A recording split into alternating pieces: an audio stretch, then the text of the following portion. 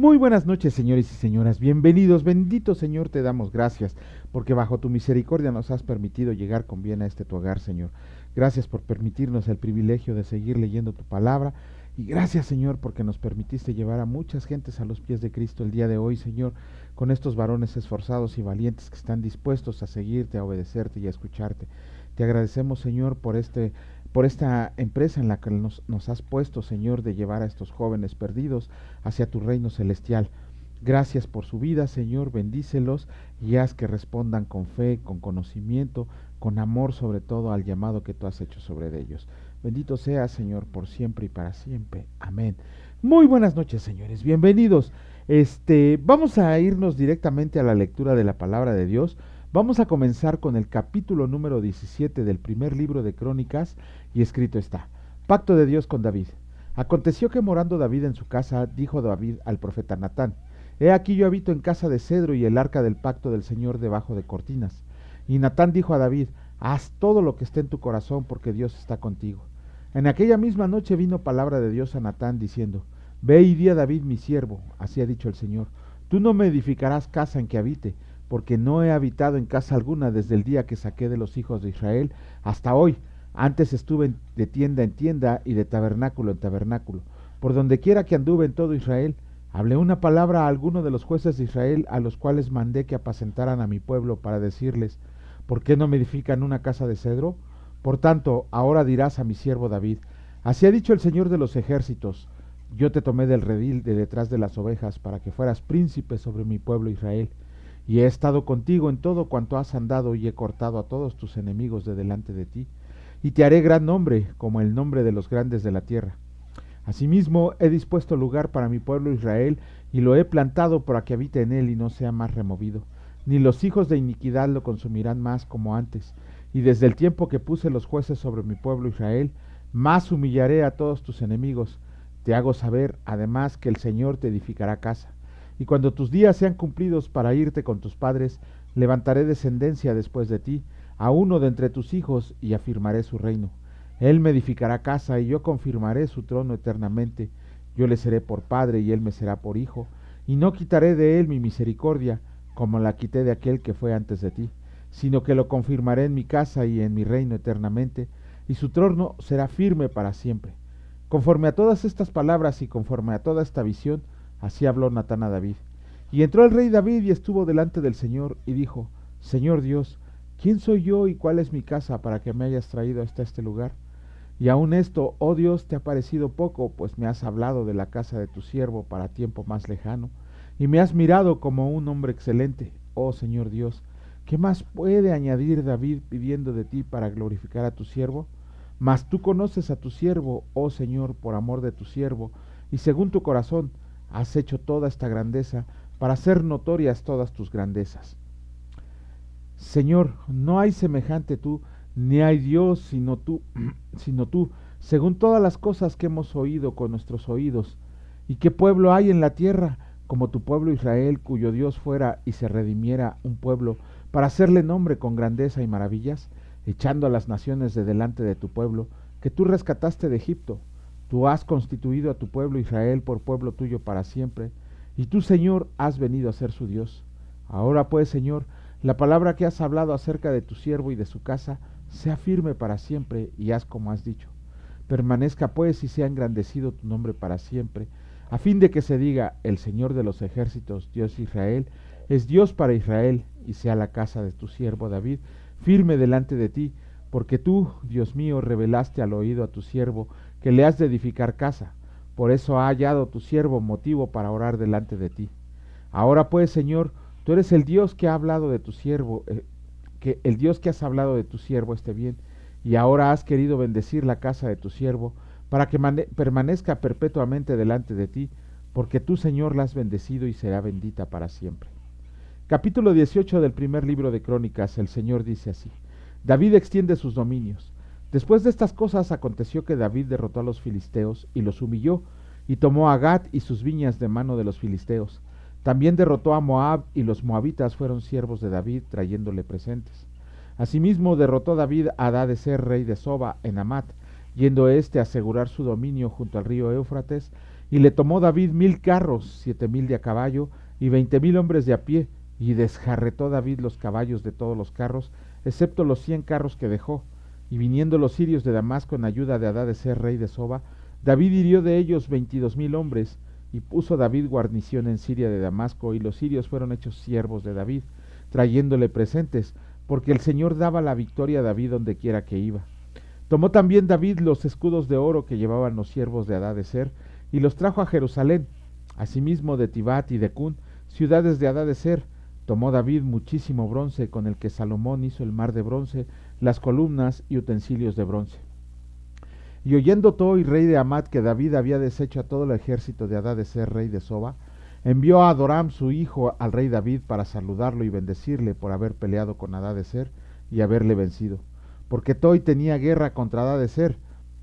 Le envió también toda clase de utensilios de oro, de plata y de bronce, los cuales el rey David dedicó al Señor, con la plata y el oro que había tomado de todas las naciones de Edom, de Moab, de los hijos de Amón, de los filisteos y de Amalec. Además de esto, Abisai, hijo de Sarbia, destrozó en el valle de la Sala a 18,000 edomitas, y puso guarnición en Edom, y todos los edomitas fueron siervos de David, porque el Señor daba el triunfo a David donde quiera que iba. Oficiales de David. Reinó David sobre todo Israel, y juzgaba con justicia a todo su pueblo, y Joab, hijo de Sarbia, era general del ejército, y Josafat, hijo de Ahilud, canciller, Sadoc, hijo de Aitob, y Abimelech, hijo de Abiatar, eran sacerdotes, y Sabsa, secretario, y Benaya, hijo de Joiada, estaba sobre los cereteos y peleteos, y los hijos de David eran los príncipes cerca del rey. Capítulo 19 del libro de Crónicas. El Señor dice así: derrotas de amonitas y sirios. Después de estas cosas, aconteció que murió Naas, rey de los hijos de Amón, y reinó en su lugar su hijo, y dijo David: manifestaré misericordia con Anún, hijo de Naas, porque también su padre me mostró misericordia. Así David envió embajadores que lo consolaran de la muerte de su padre. Pero cuando llegaron los siervos de David a la tierra de los hijos de Amón, a Anún, para consolarle, los príncipes de los hijos de Amón dijeron a Anún: a tu parecer honra David a tu padre, que te ha enviado consoladores. ¿No vienen más bien sus siervos a ti para espiar e inquirir y reconocer la tierra? Entonces Anún tomó los siervos de David y los rapó y les cortó los vestidos por la mitad hasta las nalgas, y los despachó. Se fueron luego, y cuando llegó a David la noticia sobre aquellos varones, él envió a recibirlos porque estaban muy afrentados. El rey mandó que les dijeran: esténse en Jericó hasta que les crezca la barba, y entonces volverán. Y viendo los hijos de Amón que se habían hecho odiosos a David, Anún y los hijos de Amón enviaron 1000 talentos de plata para tomar a sueldo carros y gente de a caballo de Mesopotamia, de Siria, de Maaca y de Soba, y tomaron a sueldo 32,000 carros y al rey de Maaca y a su ejército, los cuales vinieron y acamparon delante de Medeba. Y se juntaron también los hijos de Amón de sus ciudades, y vinieron a la guerra. Oyéndolo David, envió a Joab con todo el ejército de los hombres valientes, y los hijos de Amón salieron y ordenaron la batalla a la entrada de la ciudad, y los reyes que habían venido estaban aparte en el campo. Y viendo Joab que el ataque contra él había sido dispuesto por el frente y por la retaguardia, escogió de los más aventajados que había en Israel, y con ellos ordenó su ejército contra los sirios. Puso luego el resto de la gente en mano de Abisai su hermano, y los ordenó en batalla contra los amonitas, y dijo: si los sirios fueran más fuertes que yo, tú me ayudarás, y si los amonitas fueran más fuertes que tú, yo te ayudaré. Esfuérzate y esforcémonos por nuestro pueblo y por las ciudades de nuestro Dios, y haga el Señor lo que bien les parezca. Entonces se acercó Joab y el pueblo que tenía consigo para pelear contra los sirios, mas ellos huyeron delante de él, y los hijos de Amón, viendo que los sirios se habían huido, huyeron también ellos delante de Abisai su hermano, y entraron en la ciudad. Entonces Joab volvió a Jerusalén. Viendo los sirios que habían caído delante de Israel, enviaron embajadores y trajeron a los sirios que estaban al otro lado del Éufrates, cuyo capitán era Sofac, general del ejército de Hadadezer. Y luego que fue dado aviso a David, reunió a todo Israel, y cruzando el Jordán vino a ellos y ordenó batalla contra ellos. Y cuando David hubo ordenado su tropa contra ellos, pelearon contra él los sirios. Mas el pueblo sirio huyó delante de Israel, y mató David de los sirios a 7,000 hombres de los carros y 40,000 hombres de a pie. Asimismo mató a Sofac, general del ejército, y viendo los siervos de Hadadezer que habían caído delante de Israel, concertaron paz con David y fueron sus siervos, y el pueblo sirio nunca más quiso ayudar a los hijos de Amón. Capítulo 20 del primer libro de Crónicas. El Señor dice así: David captura a Rabá. Aconteció a la vuelta del año, en el tiempo que suelen los reyes salir a la guerra, que Joab sacó las fuerzas del ejército y destruyó la tierra de los hijos de Amón, y vino y sitió a Rabá, mas David estaba en Jerusalén, y Joab batió a Rabá, y la destruyó. Y tomó David la corona de encima de la cabeza del rey de Rabá, y la halló de peso de un talento de oro, y había en ella piedras preciosas, y fue puesta sobre la cabeza de David. Además de esto sacó de la ciudad muy grande botín. Sacó también del pueblo que estaba en ella, y lo puso a trabajar con sierras, con trillos de hierro y con hachas. Lo mismo hizo David a todas las ciudades de los hijos de Amón, y volvió David con todo el pueblo a Jerusalén. Los hombres de David matan a los gigantes. Después de esto aconteció que se levantó guerra en Geser contra los filisteos, y Sibecai Usatita mató a Sipai de los descendientes de los gigantes, y fueron humillados. Volvió a levantarse guerra contra los filisteos, y Elanán, hijo de Jair, mató a Lami, hermano de Goliat Geteo, el asta de cuya lanza era como de un rodillo de telar. Y volvió a haber guerra en Gat, donde había un hombre de grande estatura, el cual tenía 6 dedos en pies y manos, 24 por todos, y era descendiente de los gigantes. Este hombre injurió a Israel, pero lo mató Jonatán, hijo de Simea, hermano de David. Estos eran descendientes de los gigantes en Gat, los cuales cayeron por mano de David y de sus siervos. Bueno, con eso terminamos la lectura y vemos en la redacción de estos capítulos las conquistas de David, en los pueblos que iba conquistando David y que los iba convirtiendo en sus siervos. Pero más importante aquí vemos el pacto davídico. Ya había hecho el pacto adánico el Señor, ya había hecho el pacto abrámico, ya había hecho el pacto noético, el pacto noético, y ahora le toca el turno a David, el pacto davídico. En este pacto se le dice a David que de su descendencia habría rey para siempre en Israel. Esta es una profecía que se cumplió durante todo el tiempo de los reyes de Judá. Sin embargo, hubo un momento de interrupción cuando vino Asiria y Babilonia y los conquistaron y se los llevaron expatriados. Por lo tanto, en ese momento quedó como en suspenso la profecía de decir no hay rey descendiente de David sobre Israel. De hecho, inclusive se vino a seguir cumpliendo esta profecía cuando llegó nuestro Señor Jesucristo por primera vez, y se va a cumplir en su forma perfecta cuando venga Jesucristo a reinar con todo su poder sobre esta tierra durante 1000 años en el reino milenario. Ese es lo que le prometió el Señor a David por medio del pacto davídico, y David lo aceptó. Aquí hay una cosa muy interesante que tenemos que notar. Generalmente cuando hacemos un pacto con los hombres, cuando hacemos un contrato, cuando hacemos algo que nos compromete, siempre compromete a las dos partes. Ajá, siempre las compromete. Quiere decir que uno tiene obligaciones y derechos y la otra parte también tiene obligaciones y derechos. Es un pacto de dos partes. De la misma manera, el Señor hizo un pacto de aquí, pero aquí ¿cómo decirlo? El que proveyó el pacto fue Dios. Ajá, fue Dios el que le dijo, si haces esto, yo siempre haré esto. Obviamente David cumplió con su parte y el Señor cumplió con su parte. He conocido hombres, he conocido personas que quieren hacer pactos con Dios. Realmente a veces no es que los desanime, si lo quieren hacer, adelante, pero siempre les aconsejo que lo piensen muy bien de hacer un pacto con Dios. No porque sea un Dios malo, no porque sea un Dios cruel, no porque el Señor no vaya a cumplir con su parte, sino porque nosotros somos humanos y estoy seguro que nos va a costar, pero sí muchísimo trabajo cumplir con nuestra parte del pacto. Y el Señor va a exigir el cumplimiento. Ajá, el Señor va a exigir el cumplimiento. Muchas veces nosotros hablamos por hablar y le prometemos cosas al Señor que no cumplimos. El Señor dice, órale, yo encantado de hacer un pacto contigo que sea para la gloria de mi reino. Pero el Señor dice, ok, tú me estás pidiendo y ¿qué me ofreces? O sea, o ¿qué te voy a pedir yo? Es ahí cuando se entra en la relación de un pacto, pero el Señor demanda su cumplimiento. Cuando nosotros no cumplimos un contrato legalmente, la otra parte, al ver que no cumplimos, acude a los tribunales a hacer un cumplimiento forzoso. ¿A quién podría acudir Dios si Él es el rey y el gobernante de todo? obviamente el Señor va a exigir su cumplimiento de ese pacto que nosotros prometimos, de ese pacto que nosotros dijimos que lo íbamos a cumplir. Y la verdad, como dice en la carta a los Hebreos, cuidado de caer en manos de un Dios airado, un Dios enojado. El Señor cumple su parte y la cumple tal cual se las pedimos. Pero nosotros, ¿de qué manera podemos llegar a cumplir un pacto con el Rey de Reyes y Señor de Señores? Por eso es mejor que Dios tome la batuta, no nosotros andar de habladores. No dice Lucas que por tus propias palabras te juzgo. Pero bueno, vamos a comenzar con la lectura del capítulo. Vamos a leer el capítulo número 14 del Evangelio de Lucas. Y el Señor dice así: Jesús sana a un hidrópico.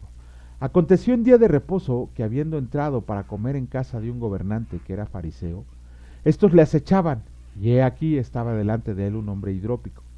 Entonces Jesús habló a los intérpretes de la ley y a los fariseos diciendo: ¿Es lícito sanar en el día de reposo? Mas ellos callaron. Y él, tomándole, le sanó y despidió, y dirigiéndose a ellos dijo: ¿Quién de ustedes, si su asno o su buey cae en algún pozo, no lo sacará inmediatamente, aunque sea en día de reposo? Y no le podían replicar estas cosas. Los convidados a las bodas, observando cómo escogían los primeros asientos a la mesa, refirió a los convidados una parábola, diciéndoles: Cuando fueran convidado por alguno a bodas, no te sientes en el primer lugar, no sea que otro más distinguido que tú esté convidado por él, y viniendo el que te convidó a ti y a él, te diga: da lugar a este, y entonces comiences con vergüenza a ocupar el último lugar. Mas cuando fueras convidado, ve y siéntate en el último lugar, para que cuando venga el que te convidó, te diga: amigo, sube más arriba. Entonces tendrás gloria delante de los que se sientan contigo a la mesa, porque cualquiera que se enaltece será humillado, y el que se humilla será enaltecido. Dijo también al que le había convidado: Cuando hagas comida o cena, no llames a tus amigos, ni a tus hermanos, ni a tus parientes, ni a vecinos ricos, no sea que ellos a su vez te vuelvan a convidar y seas recompensado. Mas cuando hagas banquete, llama a los pobres, los mancos, los cojos y los ciegos, y serás bienaventurado porque ellos no te pueden recompensar, pero te será recompensado en la resurrección de los justos. Wow. Parábola de la gran cena. Oyendo esto, uno de los que estaban sentados con él a la mesa, le dijo: Bienaventurado el que coma pan en el reino de Dios. Entonces Jesús le dijo: Un hombre hizo una gran cena y convidó a muchos, y a la hora de la cena envió a su siervo a decir a los convidados: Vengan, que ya todo está preparado. Y todos a una comenzaron a excusarse. El primero dijo: He comprado una hacienda y necesito ir a verla. Te ruego que me excuses. Otro dijo: He comprado 5 yuntas de bueyes y voy a probarlos. Te ruego que me excuses. Y otro dijo: Acabo de casarme y por tanto no puedo ir. Vuelto el siervo hizo saber estas cosas a su señor. Entonces, enojado, el padre de familia dijo a su siervo: Ve pronto por las plazas y las calles de la ciudad y trae acá a los pobres, los mancos, los cojos y los ciegos. Y dijo el siervo: Señor, se ha hecho como mandaste y aún hay lugar. Dijo el Señor al siervo: Ve por los caminos y por los vallados y fuérzalos a entrar para que se llene mi casa, porque les digo que ninguno de aquellos hombres que fueron convidados gustará mi cena. Lo que cuesta seguir a Cristo. Grandes multitudes iban con él, y volviéndose les dijo: Si alguno viene a mí y no aborrece a su padre y madre y mujer e hijos y hermanos y hermanas, aún también su propia vida, no puede ser mi discípulo.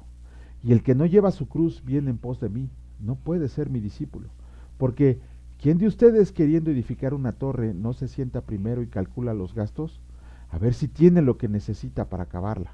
No sea que después que haya puesto el cimiento y no pueda acabarla, todos los que la vean comiencen a hacer burla de él, diciendo: Este hombre comenzó a edificar y no pudo acabar. ¿O qué rey, al marchar a la guerra contra otro rey, no se sienta primero y considera si puede hacer frente con 10,000 al que viene él con 20,000? Y si no puede, cuando el otro todavía está lejos, le envía una embajada y le pide condiciones de paz. Así pues, cualquiera de ustedes que no renuncie a todo lo que posee, no puede ser mi discípulo. Cuando la sal pierde su sabor. Buena es la sal, mas si la sal se hace insípida, ¿con qué se sazonará? Ni para la tierra, ni para el muladar es útil. La arrojan fuera. El que tiene oídos para oír, oiga. Lo que cuesta seguir a Jesús. Generalmente el pastor Víctor y yo vamos a un lugar donde hay jóvenes con problemas de adicciones y necesitan ayuda y necesitan muchísima ayuda espiritual. Afortunadamente ya llevamos varios años haciendo esto, es el ministerio al que el Señor nos ha llamado y hay muy buena respuesta. Tan es así que varios jóvenes de ellos ya quieren ser bautizados, ya anhelan ser bautizados. Antes de bautizarlos, siempre les damos unas clases acerca de lo que es el bautismo y de lo que cuesta seguir a Jesús. Eh, eh, Su servidor, toda su familia es católica, mi familia materna, mi familia paterna, todos son católicos. Y cuando ellos, ya hace mucho tiempo, oyeron que yo me había convertido al Señor Jesucristo, que lo había aceptado como Señor y Salvador, los problemas no faltaron, nunca, nunca, nunca. A la fecha yo le comparto el Evangelio a mi madre y está receptiva, ya está más receptiva, pero hay mis hermanas no lo quieren recibir, no quieren recibir a Jesucristo porque unas se sienten cómodas en la Iglesia Católica y siempre estoy insistiendo. Lo mismo a estos muchachos se les platica que la palabra de Dios no dice que los va a sanar, que los va a curar, que los va a hacer ricos, que les va a dar una casa, que les va... No, la palabra de Dios les dice, van a sufrir tribulación, van a sufrir rechazo de sus amigos, rechazo de su misma familia. Ajá, tienen que... o por supuesto que no los desanimamos a seguir a Cristo, pero sí les decimos qué es lo que viene para ellos. Al contrario del evangelio que les presentan algunos, el evangelio light de que Dios te va a tratar bien y Dios te va a curar y Dios te va a proveer. No, el verdadero evangelio de Jesucristo es este. Eres un pecador, necesitas arrepentimiento. Ajá, ¿para qué? Para que puedas tener la oportunidad de vivir la vida eterna con Jesucristo. Eso se les platica y se les platica el costo de seguir a Cristo. El, Tan solo el hecho de saber que sus padres, sus hermanas, sus familiares los van a aborrecer, ya con eso la piensan un poquito. Después, cuando les platicamos de lo que viene de acerca de que tienen que renunciar a todo, absolutamente todo, es una renuncia total, no es una renuncia a ciertas cosas, es una renuncia total a todo lo que poseen, a todo lo que son, a todo lo que han hecho, a todo.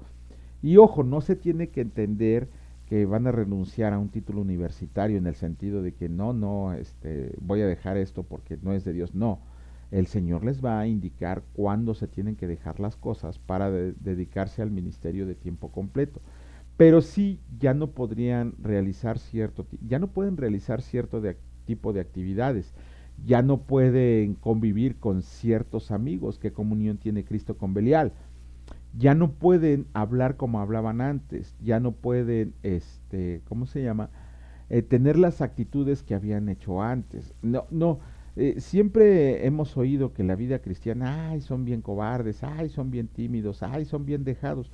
Yo a todas esas personas las he invitado a que vivan la vida cristiana como la marca el Señor, a ver si es cierto que son tan valientes. La vida cristiana es de valientes, no es de cobardes, no es de tímidos, no es de mojigatos. La vida cristiana es de valientes. No por eso el Señor dice que los valientes arrebatan el reino de los cielos. ¿Por qué? Porque el Señor quiere gente que de verdad piense todo lo que viene. No dice el Señor Jesucristo, el mundo los va a odiar, pero confíen, yo he vencido al mundo. El costo de seguir a Jesucristo es lo mejor que puede pasar en nuestras vidas, pero es lo más difícil que nos va a pasar en esta vida. Pero una vez que lo entendemos, el gozo, la alegría y el contentamiento jamás se va a apartar de nosotros, jamás, siempre va a estar presentes, sabiendo que pase lo que nos pase, hay una vida eterna esperando por nosotros y hay un Señor creador del universo, creador de todo, que nos va a recibir con los brazos abiertos, sabiendo que hicimos todo, que en lo poco fuimos fiel y en lo mucho nos pondrá. Ven, buen siervo y fiel, entra en el gozo de tu Señor. Bendito Señor y Dios Padre Todopoderoso. Gracias, Señor, por elegirnos para estos ministerios a los cuales hemos sido llamados. Nos sentimos contentos, nos sentimos a gusto, nos sentimos increíblemente poderosos cuando compartimos tu evangelio, sobre todo a jóvenes, Señor, que tú has elegido para siervos tuyos.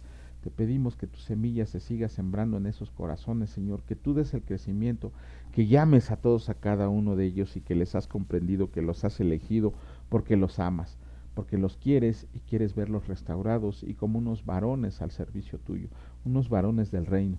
Te pido por la vida de mi amigo, mi hijo, mi compañero, el pastor Víctor, Señor, que sigas poniendo fuerza en su corazón, entereza para llevar a cabo, y sobre todo porque tú lo has tocado, Señor, con ese amor para convertirlo en un gran líder de estos jóvenes. Dale mucha vida y muchos años, Señor, para que siga adelante en este ministerio al que lo has puesto.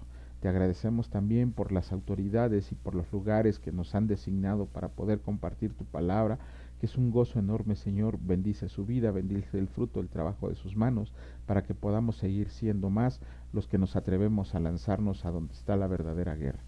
Gracias, bendito Señor, en el nombre precioso de mi Señor y Salvador Cristo Jesús.